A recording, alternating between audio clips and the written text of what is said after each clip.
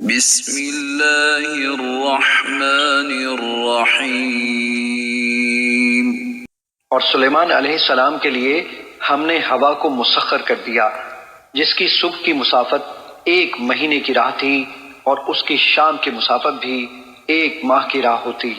اور ہم نے ان کے لیے پگھلے ہوئے تانبے کا چشمہ بہا دیا اور کچھ جنات ان کے تابع کر دیے تھے جو ان کے رب کے حکم سے ان کے سامنے کام کرتے تھے، اور فرما دیا تھا کہ ان میں سے جو کوئی ہمارے حکم سے پھرے گا ہم اسے دوزخ کی بھڑکتی آگ کا عذاب چکھائیں گے۔